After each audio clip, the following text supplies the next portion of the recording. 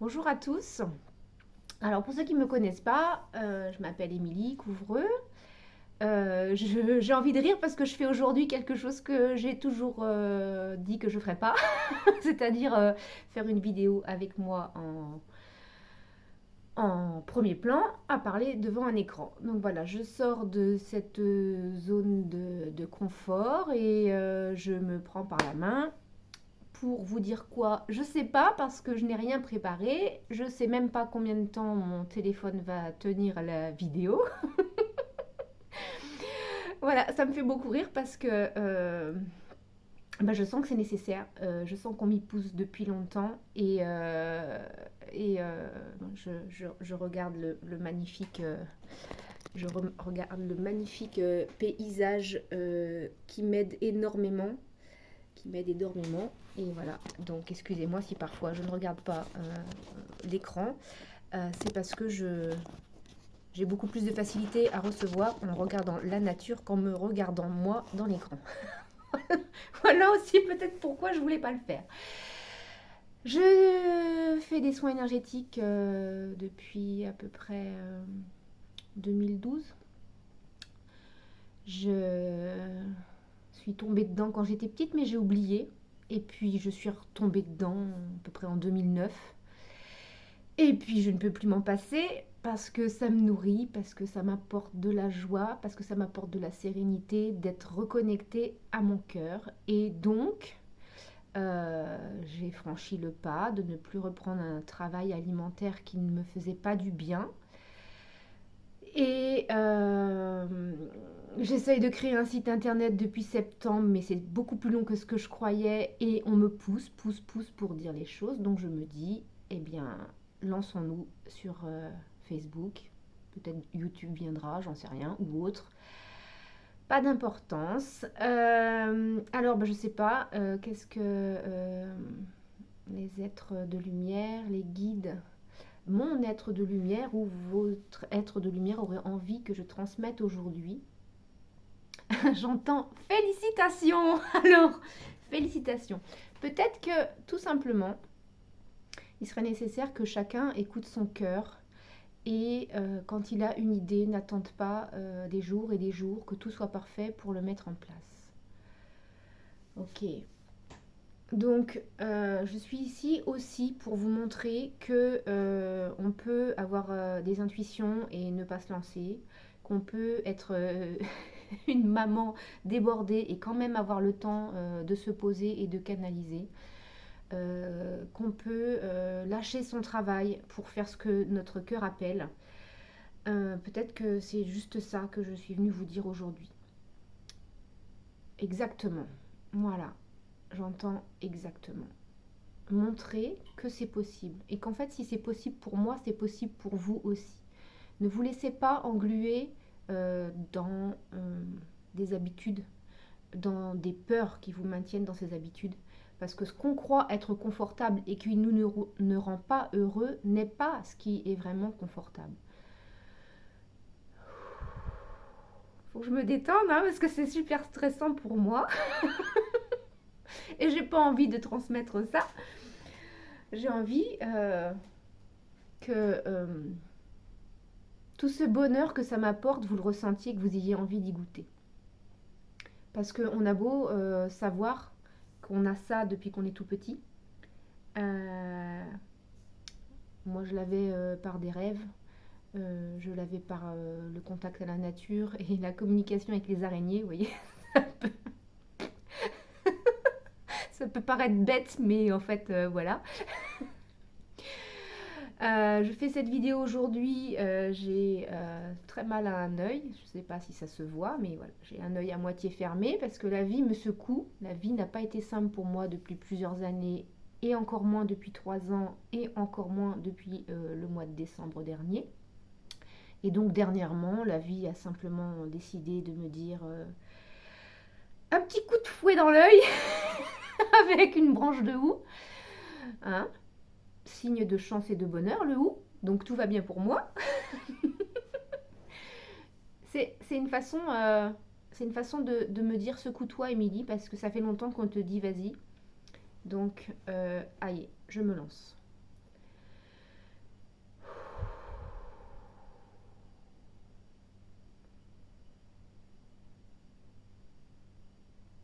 nous voudrions vous dire qu'il est temps grand temps que chacun d'entre vous qui se reconnaisse dans Émilie comme des êtres humains tout simples, n'êtes pas des êtres humains tout simples, n'êtes pas que ce corps de matière, n'êtes pas que cet être qui vit sur terre pour travailler, avoir une famille et mourir.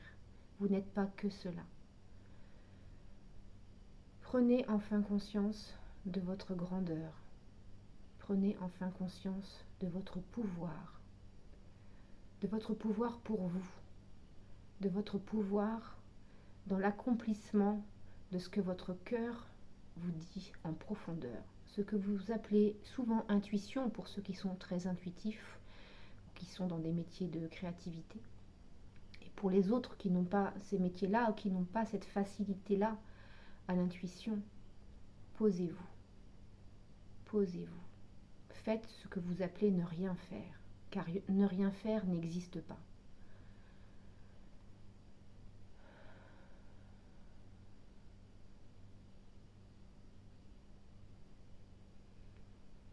Ne rien faire,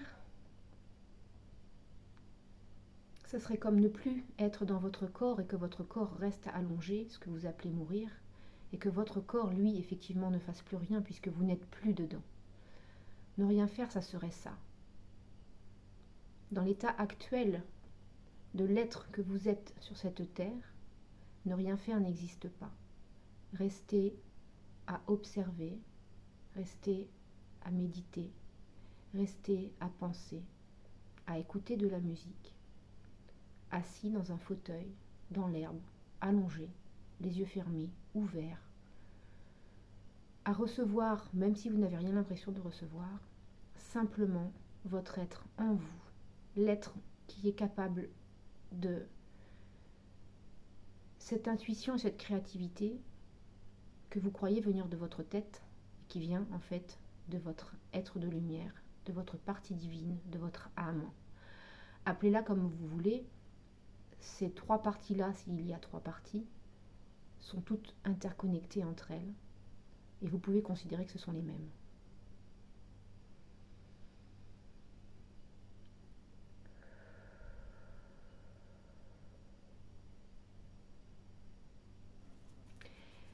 Rien de ce qui est canalisé par quelque canal que ce soit n'est une vérité absolue pour tout le monde. Il est absolument indispensable d'écouter votre cœur à chaque fois.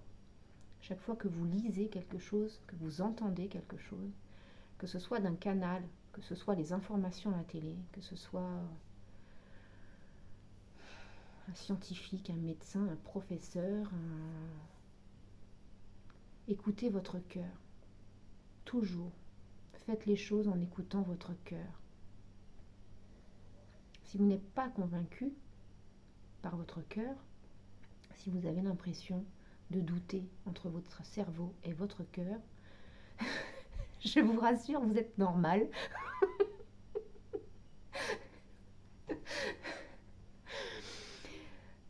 Surtout, faites l'expérience. Parce que c'est l'expérience qui va vous dire si j'entends à la fois si vous aviez raison ou pas raison, et dans tous les cas, jamais vous avez raison, jamais vous n'avez tort. Juste expérimenter.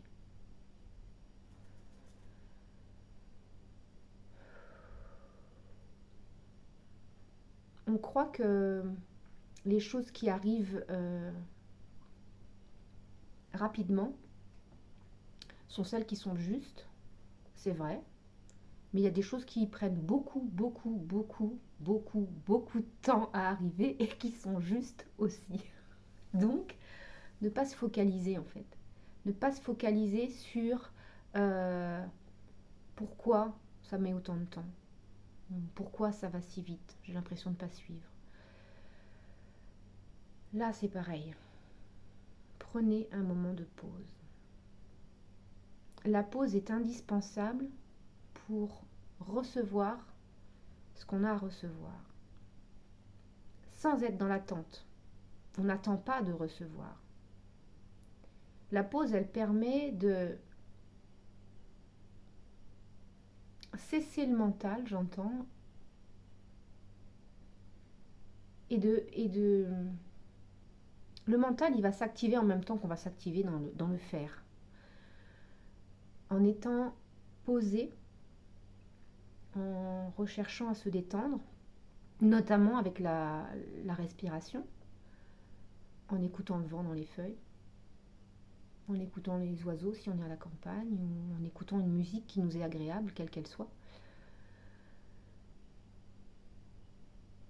Il y a une envolée. Parfois les pensées reviennent, d'ailleurs on est fait comme ça, donc de toute façon les pensées elles vont revenir, à moins d'être un moine bouddhiste, je prends les bouddhistes, excusez-moi, je ne veux pas vous vexer, ça peut être autre chose, hein, un moine dans un monastère qui est isolé et qui est dans son espace de silence, et qui va pouvoir peut-être stopper un peu plus ses pensées, il aura quand même des pensées qui vont le rattraper. C'est pas de moi ça, je crois que c'est le Dalai Lama qui l'a écrit dans un de ses livres, je me souviens plus parce que j'ai lu beaucoup de livres, mais nous sommes faits comme ça pour avoir des pensées qui arrivent. Ok, on les accueille, on les laisse passer. On reprend une respiration et on obtient encore quelques secondes, quelques minutes de cette pause qui nous permet d'aller plus loin vers le cœur. Donc, je filme plus bas. Voilà l'expérience. Le cœur, c'est là. Mais vous le savez. Voilà. Silence. Ce qui me permet, moi, de canaliser un petit outil visuel, si ça peut aider ceux qui ont envie d'être plus intuitifs. C'est un entonnoir qui vient se poser ici. Et comme il rentre, forcément, les pensées, elles sont obligées de faire dans les tiroirs. Et quand les pensées sont rangées dans les tiroirs, on reçoit plus facilement. Voilà. Un petit outil.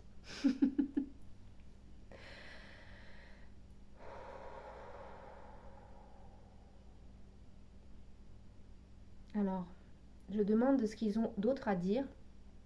Et ce que j'entends, c'est Émilie tenait à vous dire, alors c'est vrai, je tenais à vous dire que je suis comme vous. J'ai des galères comme vous et j'utilise mes outils comme je peux. J'aime souvent dire cette chose, c'est qu'on arrive tous sur Terre avec notre sac à dos. On le considère comme un sac à dos de fardeau ou on le considère comme un sac à dos d'outils. Et en fait, il y a des jours c'est un fardeau, il y a des jours c'est un outil et des fois dans la même journée, c'est un peu les deux. C'est ça, c'est la vie. Et c'est d'avoir l'équilibre entre les deux. Parce que des fois, c'est un petit peu les fardeaux qui nous ramènent sur Terre. Quand on rentre dans ce chemin-là, on a tendance à vouloir s'envoler parce qu'on est tellement bien, on s'envole et on décolle tellement qu'on a pu les plier sur Terre. Et quelque part, ce petit fardeau-là va faire partie quand même des outils qui vont nous ramener un peu sur Terre. Alors, c'est pas toujours agréable d'être ramené sur Terre par un fardeau. Mais en même temps, ça nous permet de voir qu'on n'a pas fini de le nettoyer, qu'on n'a pas fini de se pardonner, qu'on n'a pas fini de le mettre en lumière et que donc il est encore possible d'utiliser nos outils de lumière pour venir nettoyer un petit peu cet espace fardeau entre guillemets. Et moi je suis comme vous. C'est pas parce que depuis 2011 ou depuis 2009 que je suis retournée dedans, ma vie elle est youhou. Ben non, enfin si la plupart du temps j'estime que ma vie elle est youhou. Mais malgré tout, je me casse souvent la binette et bah, je me relève. Je me relève parce que j'y crois, parce que tout ça me fait du bien, parce que ça fait du bien aux gens autour de moi qui viennent me voir pour des sessions d'énergie, qui me demandent des messages. Donc, je suis comme vous, pareil. Et donc, c'est pas une chance, c'est pas un don que j'ai. Si vous avez envie d'aller vers ça, faites-le. Si vous n'en avez pas envie, bah faites-le pas. Vous n'êtes pas obligé. Peut-être que vous, c'est le sport, la musique, ou la danse, ou le jardin. Tout ça. Tout ça. Mais en même temps, c'est marrant d'expérimenter et de comprendre qu'en fait, même si vous n'êtes pas... comment dire, même si ça n'est pas matérialisé dans votre vie d'une façon très précise, cette façon de recevoir l'intuition, de recevoir les messages de votre âme ou de votre partie divine, c'est quand même ce qui se passe lorsque vous êtes à faire du sport ou à écouter de la musique qui vous est agréable. C'est quand même ce qui se passe parce que la vie, de ce que j'ai compris, de mon expérience, et si ça ne vous parle pas, vous ne prenez pas, mais de ce que j'ai compris, la vie n'est pas possible sans ça. La vie n'est pas possible sans cette partie-là de nous. Donc, de ce que je comprends moi, c'est que depuis que j'ai fait ce chemin et que j'ai compris tout ça, en tant qu'être humain, je me sens beaucoup plus complète et beaucoup mieux. Enfin, complète, c'est vraiment le mot qui correspond le mieux, pour moi en tout cas. Je me sens beaucoup plus complète depuis que j'ai compris qu'il y avait ça dans ma vie. Et en plus, quand je me sens seule, quand je me sens un peu perdue, quand je me suis cassé la tronche et que je me dis, ah, encore une fois, je croyais que la dernière fois, c'était la dernière. Ça n'arrivera pas tant que je serai sur Terre. Peut-être ce sera moins fréquent, peut-être ce sera moins douloureux. Mais en fait, on est sur la Terre pour apprendre tout ça et on n'a jamais fini d'apprendre vraiment, puisque je vais parler de beaucoup de sujets, mais si vous avez des questions, ben, vous me les poserez. Mais pour moi, la mort n'existe pas et je l'expérimente d'autant plus depuis que j'ai perdu quelqu'un qui m'est très très très très cher et que je n'ai pas perdu, puisqu'en fait, il est toujours là avec moi. Et ce n'est pas valable que pour cette personne-là, puisque ça m'était arrivé 3 ans avant cette personne-là, avec mon chien, Tequila, qui m'a accompagné encore les jours suivant sa mort. Maintenant, je ne la vois plus, mais à l'époque, elle m'a accompagnée jusqu'à ce que j'ai ressenti son bien-être et qu'elle ait compris que j'avais accueilli son départ et que j'étais apaisée. Voilà. Donc, pour moi, la mort, telle qu'on le conçoit, c'est que tout s'arrête. Ben non, ça n'existe pas. Et du coup, euh, pour en revenir à ce que je disais, c'est que ben je sais, je sens que tout ce que je fais là aujourd'hui va perdurer, même quand j'aurai perdu ce corps, en fait. Donc, c'est une autre façon de voir la vie, c'est une autre façon de voir la mort, c'est une autre façon d'appréhender les expériences. C'est aussi une autre façon d'éduquer et d'élever ses enfants, mais ça sera aussi peut-être l'occasion d'une autre partie.